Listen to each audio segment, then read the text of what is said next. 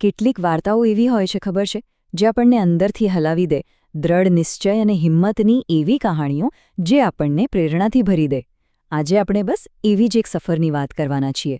એક સામાન્ય પરિસ્થિતિમાંથી નીકળીને કેવી રીતે અસાધારણ સફળતા મેળવી શકાય એની આ કહાણી છે. અને આ કહાણી છે સફીન હસનની. તો સવાલ એ છે કે નસીબને પડકારવા માટે શું જોઈએ? આ સવાલ આપણા બધાના મનમાં ક્યારેક ને ક્યારેક તો આવે જ છે, નહીં? વેલ, સફીન હસનની જિંદગી જ આ સવાલનો જીવતો જાગતો જવાબ છે. ચાલો, એમની આ અદ્ભુત સફરને આપણે જરા નજીકથી જોઈએ. 22. હવે આ માત્ર એક આંકડો નથી. ના, આ તો એક યુવાનના મોટા સપના અને એને પૂરા કરવાની જીદની સાબિતી છે. જી હા, બરાબર. માત્ર 22 વર્ષની નાની ઉંમરે સફીન હસને એ કરી બતાવ્યું જે મેળવવાનું લોકો આખી જિંદગી સપનું જોતા હોય છે. પણ આ બધું શરૂ ક્યાંથી થયું? ચાલો જાણીએ. તો દરેક મોટી કહાણીની જેમ જ આની શરૂઆત પણ બહુ સામાન્ય હતી.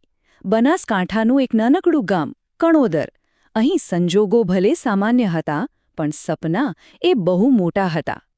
એમના પિતા મુસ્તફાભાઈ પરિવાર માટે ખરેખર ખૂબ મહેનત કરતા. દિવસે એ ઇલેક્ટ્રિશિયનનું કામ કરતા, અને વાત અહીં પૂરી નહોતી થતી. રાત્રે એ ચાની લારી પણ ચલાવતા, જેથી પરિવારનું ભવિષ્ય સારું બને. તમે વિચારો, મહેનતનો કોઈ સમય જ નહીં. અને આ સંઘર્ષમાં એમના માતા નસીમબેન પણ બરાબરના ભાગીદાર હતા. એ સ્થાનિક પ્રસંગો અને લગ્નોમાં મોડી રાત સુધી રોટલીઓ બનાવતા. બસ ઘરમાં થોડી મદદ થઈ જાય એ માટે. હવે આ જે દ્રશ્ય છે ને, એ બતાવે છે કે સફીનનું ઘડતર ક્યાં થયું. કલ્પના કરો, રાત્રે એમના મમ્મી રોટલી વણી રહ્યા છે અને નાનકડો સફીન એમની બાજુમાં બેસીને ભણી રહ્યો છે. એ પોતાના માતા પિતાના સંઘર્ષને નજરો નજર જોઈ રહ્યો હતો અને કદાચ એ જ સંઘર્ષ એના સપનાને તાકાત આપતો હતો. તો સપના તો જોઈ લીધા હતા, મોટા મોટા, પણ એને પૂરા કરવાનો રસ્તો સહેલો નહોતો. એમાં બહુ બધા પડકારો હતા, ખાસ કરીને ભણતરના મામલે. શરૂઆત તો જોરદાર કરી. ધોરણ 10માં 92% લાવ્યા. પણ પછી સાયન્સ ભણવાની ફી ભરવી બહુ અઘરી હતી. પણ કહેવાય છે ને કે હોનહાર વિદ્યાર્થીને મદદ મળી જ રહે. એમના શિક્ષકોએ એમની પ્રતિભા જોઈ અને ફી માફ કરી દીધી. કોલેજમાં પણ એવું જ. પોતાનો ખર્ચ કાઢવા માટે બીજા સ્ટુડન્ટ્સને ટ્યુશન ભણાવવાનું શરૂ કર્યું. મતલબ કે દરેક પગલે સંઘર્ષ, પણ હિંમત ક્યાંય ઓછી નહોતી. અને ઘણીવાર એવું થાય છે કે જ્યારે તમારો ઈરાદો એકદમ પાક્કો હોય ને, ત્યારે કુદરત પણ કોઈને કોઈ રૂપમાં મદદ મોકલે છે. સફીનની જિંદગીમાં પણ આ મદદ આવી, અને એ પણ સાવ અજાણ્યા લોકો પાસેથી. જુઓ, કોલેજ તો પતી ગઈ.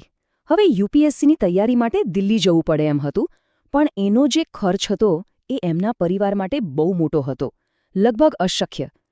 એક સમય તો એવું જ લાગ્યું કે બસ હવે સપનું અહીં પૂરું થઈ જશે. પણ ત્યારે જ જાણે ચમત્કાર થયો હોય એમ એક અણધારી મદદ મળી. સફીન પોતાના સામાજિક કાર્યો દરમિયાન હુસેનભાઈ અને ઝરીનાબેન નામના એક દંપતીને મળ્યા. એમની વચ્ચે કોઈ ઓળખાણ નહીં, કોઈ લોહીનો સંબંધ નહીં, પણ એમણે સફીનની આંખોમાં એ સપનું અને એને પૂરી કરવાની જીદ જોઈ. અને બસ એ જોઈને જ એમણે દિલ્હીમાં એના ભણવાનો અને રહેવાનો બધો જ ખર્ચ ઉઠાવી લેવાની જવાબદારી લીધી. દિલ્હી તો પહોંચી ગયા, પણ અસલી લડાઈ તો હવે શરૂ થવાની હતી. અને એવું લાગતું હતું કે કુદરત પણ એમની એક પછી એક પરીક્ષા લઈ રહી છે. એમની સફરનો સૌથી અઘરો અને સૌથી નાટકીય તબક્કો હવે શરૂ થવાનો હતો.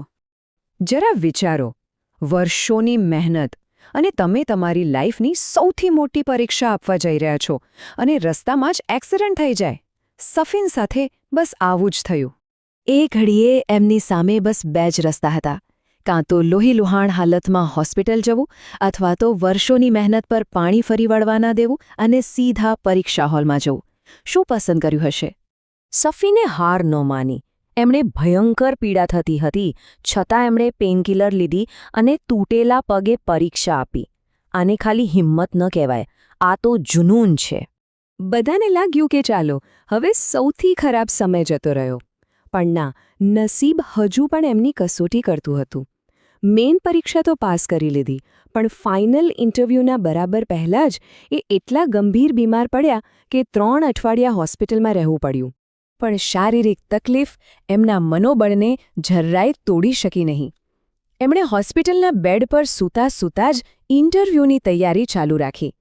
આ જ તો છે અતૂટ મનોબળનો સૌથી મોટો પુરાવો. તો આટલી બધી અગ્નિ પરીક્ષાઓ પછી હવે વારો હતો પરિણામનો. એક ક્ષણનો જેના માટે આટલો બધો સંઘર્ષ કર્યો હતો. ફરીથી એક આંકડો સામે આવે છે, બીજો. પણ આ નંબર શું બતાવે છે? આ નંબર એમની જીતની સૌથી મોટી સાબિતી છે. વિચારો, જે વ્યક્તિ ઇન્ટરવ્યૂના થોડા દિવસ પહેલાં જ હોસ્પિટલમાંથી ઘરે આવ્યો હોય, એણે આખા દેશમાં ઇન્ટરવ્યૂમાં બીજો સૌથી વધુ સ્કોર મેળવ્યો. અકલ્પનીય. અને ફાઇનલી એ દિવસ આવ્યો, પરિણામ આવ્યું. પોતાના પહેલા જ પ્રયાસમાં બધા જ અવરોધોને ધૂળ ચટાડીને સફીન હસને યુપીએસસી પરીક્ષા પાસ કરી અને માત્ર 22 વર્ષની ઉંમરે એ ગુજરાતના સૌથી યુવા આઈપીએસ ઓફિસર બન્યા. સફીન હસનની આખી કહાણી બસ એક જ વાત સાબિત કરે છે કે સંજોગો ગમે કેટલા ખરાબ કેમ ન હોય, જો તમારા સપનામાં દમ હોય અને તમારી હિંમત મજબૂત હોય તો કોઈ પણ મંઝિલ દૂર નથી. બહુ સાચું જ કહેવાયું છે कि मंजिलें उन्हीं को मिलती है जिनके सपनों में जान होती है. सिर्फ पंखों से कुछ नहीं होता दोस्तों, हौसलों से उड़ान होती है.